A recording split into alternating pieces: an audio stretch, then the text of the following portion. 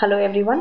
Recently there was this whole controversy where Sanskrit was being introduced as a third language in KVs and by the HRD ministry, and then the issue of Sanskrit as a third language became a very big issue.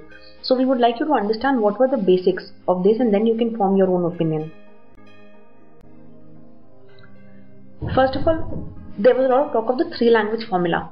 So three language formula is not a constitutional requirement, it's not a law basically, it's a policy. So the government adopted this policy in 1965 following the Tamil Nadu agitation.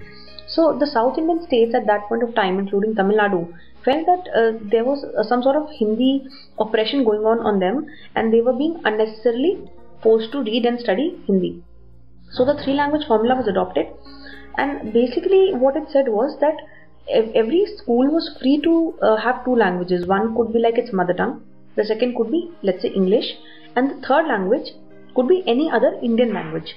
So the basic idea was that the North Indian schools would have any one of the languages of South India as third language, so Tamil, Telugu or Malayalam, whatever, and the South Indian states would have any of the North Indian languages as the third language. So this, it was expected, was to increase the national integration. That was the objective, to promote national integration. So after that, the government decisions, in 2011 German was introduced as the third language in KVs following the signing of an MOU between the KV Sangathan and the Goethe Institute in 2011 for training of teachers for teaching German. So also there was a, in many private schools, foreign languages were already available as third languages. French, German, Russian, many languages were offered by a lot of private schools to their students. So it was only sort of proper that the government schools also decided to get on the bandwagon and start teaching German as the third language. But then in 2014, the decision of HRD ministry came to replace German with Sanskrit as the third language mid-session in Kendriya Vidyalaya schools. But after the court intervention in December 2014, it was decided that the students will not have to appear for Sanskrit exam in the current academic session. So this is basically the timeline of how this has changed.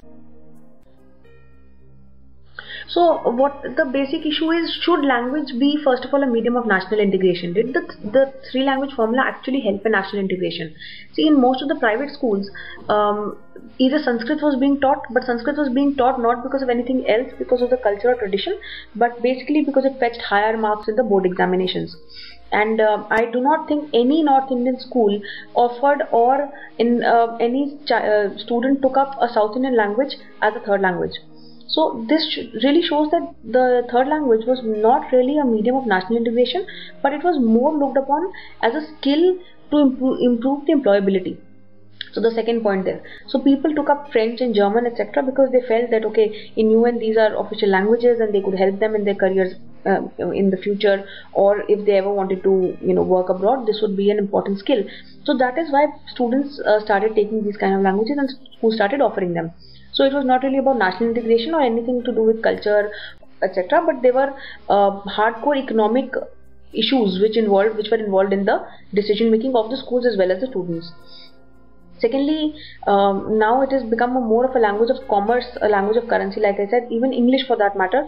We have all adopted the English language not because of any other reason, but because it increases our integration with the world, and it has improved our chances of actually having a better economic life for ourselves. And like I said, another point that we should always remember is that, are we creating a language divide between students? Already the issue is that the private schools many private schools are English medium, so the students who study in the private schools are already equipped with English language skills, which makes them much more employable in the domestic markets and also in educational institutions. So let us say if they appear for an interview with, let us say, one of the IIMs, so then the private school students have an edge as far as the language is concerned, because they will be able to better express themselves in this particular language. Now if the third language is also imposed only in the government schools, then this chasm between these private and government schools will actually increase even more, because then we are saying that just because you are a government school, we will deprive you of learning a foreign language and improving your employability. But the private school students will have all the opportunity to learn all these foreign languages.